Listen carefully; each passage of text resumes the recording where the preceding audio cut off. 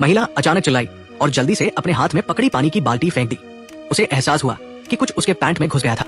नजरें अपने निचले शरीर की ओर गई और अगले ही पल उसे पता चल गया कि वो बड़ी मुसीबत में फंस गई है। अगर इसे ठीक नहीं किया गया तो शायद उसकी जान को हर वक्त खतरा हो सकता था। उसका घबराया हुआ चेहरा तुरंत पुरुष का ध्यान आकर्षित कर गया। जब उसे पूरी बात समझ में आई तो उसे भी स्थिति की गंभीरता का अंदाजा हो गया। महिला जैसे ही उस अज्ञात जीव को बाहर निकालने वाली थी, पुरुष ने उसे तुरंत रोक दिया, क्योंकि ये पता नहीं था कि वो क्या है। अगर ये जहरीला हुआ और उसे बाहरी उत्तेजना मिली तो सब कुछ खत्म हो सकता था। अपने साथी की बात सुनकर महिला और भी उत्तेजित हो गई। इस वक्त पुरुष केवल उसे शांत करने की कोशिश कर सकता था। काफी सोचने के बाद भी उसे कोई खास तरीका नहीं सूझा तो उसने फैसला किया कि वो खुद खतरा मोल लेगा। सावधानी से उसने महिला की सफेद शर्ट का एक कोना उठाया और अपना हाथ उसके पैंट में डाल दिया। पहले तो पुरुष के चेहरे पर एक गंदी मुस्कान थी, लेकिन अगले ही पल उसका चेहरा बदल गया। जैसे जैसे उसका हाथ गहराई में गया, उसने पैंट से आधा मीटर लंबा एक पानी का सांप बाहर निकाला। खतरा टलते देख महिला ने राहत की सांस ली। उसे आखिरकार समझ आया कि इस निर्जन द्वीप पर अकेले इतने हादसों का सामना करते हुए वो जिंदा नहीं रह सकती। अब तो खाना भी उसके लिए सबसे बड़ी समस्या बन गया था। लेकिन तभी पुरुष ने पत्तियों को अपने शरीर पर लपेट लिया और खुद को एक विशाल जोंगजी पत्तों में लिपटा खाना की तरह बना लिया। जब उसने भाले को हाथ में लेकर पास ही के मोड़ की ओर बढ़ना शुरू किया तो महिला को समझ आया कि आगे क्या होने वाला है। दया के चलते उसने रोकना चाहा, लेकिन उसका भूखा शरीर उसे ऐसा करने से रोक गया। रात तक जब खाना उसके मुंह में गया तो वो मोर के मांस से पूरी तरह मोहित हो गई। भले ही ये देखने में अच्छा न लगे, लेकिन खाने में जरा भी चिकनाहट नहीं थी। एक काट लेने पर भी मुंह में सुगंध रह गई, जिससे मन को शांति और ताजगी मिली। एक पल में महिला की बची खुची दया भी दिमाग से निकल गई। पुरुष की मदद से अब उसे ऐसा नहीं लग रहा था कि वो किसी निर्जन द्वीप पर फंसी है, बल्कि ऐसा लग रहा था जैसे वो छुट्टियां मनाने आई हो। लेकिन ये खुशी ज्यादा दिन नहीं चली। एक हादसे ने दोनों के रिश्ते को फिर से तनावपूर्ण बना दिया। अगली सुबह जब वो जागी तो उसने आसमान में एक यात्री विमान उड़ते देखा। विमान को देखते ही उसे लगा कि अब वो इस मुसीबत से छुटकारा पा सकती है। वो जल्दी से पुरुष के पास गई, लेकिन नशे में धुत पुरुष को जगाना आसान नहीं था। फिर महिला ने एक साहसिक फैसला लिया। अब सबके फोन की बैटरी कितनी है कमेंट में बताएं। एक ही बैटरी प्रतिशत वाले दोस्त बन सकते हैं। उसने अपने साथी की शर्ट का एक कोना उठाया और उसके पैंट में टंकी हुई लाल सिग्नल गन निकाल ली। जैसे ही वो उठकर आसमान की ओर निशाना लगाने वाली थी, पुरुष ने करवट ली और उसे जमीन पर गिरा दिया। इसके साथ ही सिग्नल गोली भी दिशा से भटक गई और पास के पेड़ की चोटी पर जा गिरी। महिला ये सब स्तब्ध होकर देखती रही, क्योंकि बंदूक में केवल एक गोली थी। यानी उन्होंने अपनी एकमात्र मदद की उम्मीद खो दी।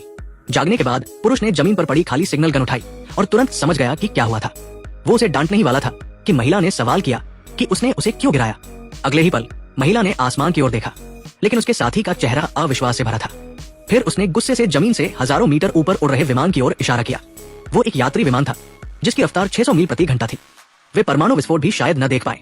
सिग्नल गोली की तो बात ही छोड़ दे। इतना मूर्खतापूर्ण तरीका अपनाने के लिए कितना दिमाग चाहिए होगा। लेकिन जो हो गया उसे वापस नहीं लाया जा सकता था। अब दोनों को एक ऐसी जगह ढूंढनी थी जो आसानी से दिखाई दे, ताकि कोई और बचाव विमान ऊपर से गुजरे तो उन्हें देख सके। लेकिन जब वे बड़ी मुश्किल से पहाड़ की चोटी पर पहुंचे तो महिला सामने के दृश्य से हैरान रह गई। सोचने का वक्त न मिलते हुए उसने जल्दी से बैग से दूरबीन निकाली। ऊंचाई से नीचे देखते हुए उसे आखिरकार बचने की एक उम्मीद दिखी। कुछ समझ न आने पर उसके साथी ने दूरबीन छीन ली और अपने चेहरे पर लगा ली। सचमुच एक क्रूज जहाज धीरे धीरे किनारे की ओर बढ़ रहा था, लेकिन अब सिग्नल गन के बिना उनका ध्यान आकर्षित करना मुश्किल था। अब एकमात्र रास्ता था कि वे पहाड़ से नीचे उतरकर मदद मांगे, लेकिन ऊपर नीचे आने जाने में बहुत वक्त बर्बाद हो गया। इसलिए दोनों ने रबर की नाव लेकर उस क्रूज जहाज का पीछा करने का फैसला किया जो जाने वाला था। जैसे ही वे मुक्ति की खुशी में डूबे थे, उन्हें अचानक पता चला कि कुछ खूंखार समुद्री डाकुओं ने जहाज पर कब्जा कर लिया था। पुरुष ये देखकर डर से स्तब्ध रह गया और जोर जोर से चिल्ला रही महिला को चुप कराने की कोशिश की। वे तेजी से वहां से भागे, लेकिन उनकी चीख ने समुद्री डाकुओं का ध्यान खींच लिया। वे बिना कुछ कहे मोटरबोट से उनका पीछा करने लगे। पुरुष ने जान की बाजी लगाकर नाव खेना शुरू किया, लेकिन आधुनिक तकनीक के सामने वो हार गया। पीछे से आए समुद्री डाकुओं ने बंदूक तानकर उन पर गोलियां चलानी शुरू कर दी। मजबूरी में भीड़ के सामने कमजोर पड़ते हुए उन्हें अपनी रबर की नाव छोड़नी पड़ी और पूरी ताकत लगाकर तैरकर किनारे की ओर बढ़े। किनारे पर पहुंचने के बाद इलाके की जानकारी का फायदा उठाकर वे आखिरकार समुद्री डाकुओं से बच निकले, लेकिन इस वजह से वे जंगल के गहरे हिस्से में भटक गए। हालांकि किस्मत से उन्हें वहां द्वितीय विश्व युद्ध के समय का एक दुर्घटनाग्रस्त लड़ाकू विमान मिला। उसे देखते ही पुरुष के दिमाग में एक शानदार योजना आई, जिससे न सिर्फ वे समुद्री डाकुओं से छुटकारा पा सकते थे, बल्कि बिना ज्यादा मेहनत के इस द्वीप से भी निकल सकते थे। दोनों ने मिलकर विमान के फ्लोट्स को हटाया और समुद्री डाकुओं से छिपते हुए उन्हें किनारे तक ले गए। अब अगर वे इन चीजों को पैरों से टूटे हुए विमान पर लगा देते तो आसानी से बच निकल सकते थे। पुरुष एक बड़ी लकड़ी उठाकर लाया और फिर दो लगभग एक जैसे पेड़ के तनों को रस्सी से बांध दिया। फिर उन्हें क्रॉस करके खड़ा किया और विमान के पंखों के दोनों तरफ मजबूती से बांध दिया। उसके साथी ने रस्सी का एक सिरा पंख के किनारे पर बांधा, जबकि दूसरी ओर का पुरुष असेंबल किए गए टेंशनर को धीरे धीरे कसने लगा। जैसे जैसे वो जोर लगाता गया, टेढ़ा विमान धीरे धीरे अपनी मूल स्थिति में आने लगा। ये देखकर उत्साहित महिला ने भी अपनी थोड़ी सी ताकत लगाकर उसे सीधा करने और स्थिर करने में मदद की। इसके बाद दोनों ने अगला कदम उठाया।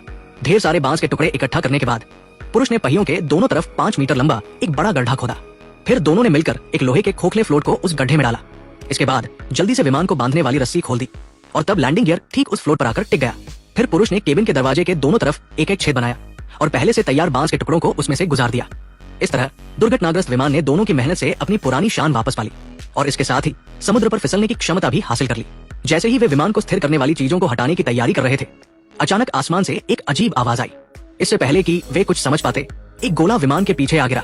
पुरुष इस अचानक हुए हमले से घबरा गया। ध्यान से देखने पर पता चला कि पास ही कुछ खूंखार समुद्री डाकू मौजूद थे। इस संकट के पल में दोनों ने जल्दी से पेड़ के तनों को विमान से हटाया, लेकिन तभी पहली बार की निशानेबाजी के बाद समुद्री डाकुओं के गोले अब किनारे पर खड़े दोनों को निशाना बना रहे थे। करने का मौका न मिलने पर पुरुष को विस्फोट की ताकत ने पास खड़े साथी को प्रभावित कर दिया। वो जल्दी से उसकी हालत देखने गया, लेकिन जो उसने देखा उससे उसकी सांसें थम गई। पुरुष के सीने पर खून से लथपथ एक गहरा घाव था। इस गंभीर स्थिति में महिला ने बिना हिचकिचाहट के उसे उठाने की पूरी कोशिश की। इस वक्त समुद्री डाकू उनके और करीब आते जा रहे थे। शायद कुछ ही मिनटों में वे किनारे पर पहुंच जाते। अभी थोड़ी सी चेतना बाकी पुरुष को भी अपनी हालत का अंदाजा था। उसने शरीर के दर्द को सहते हुए खुद को मुख्य पायलट की सीट पर पहुंचाया। सब कुछ तैयार करने के बाद उसने दृढ़ता से इंजन शुरू किया। उसे नहीं पता था कि विमान ठीक से चलेगा या नहीं, लेकिन कोई और रास्ता न होने के कारण उसे ये जोखिम लेना पड़ा। सौभाग्य से आखिरी सेकंड में पुरुष ने विमान को फिसलाना शुरू कर दिया। हर गोला सटीकता से समुद्र तट पर गिर रहा था। ये देखकर समुद्री डाकुओं का सरगना खुद आगे आया और दोनों को एक ऐसा सबक सिखाने की तैयारी करने लगा जो वे जिंदगी भर न भूलें।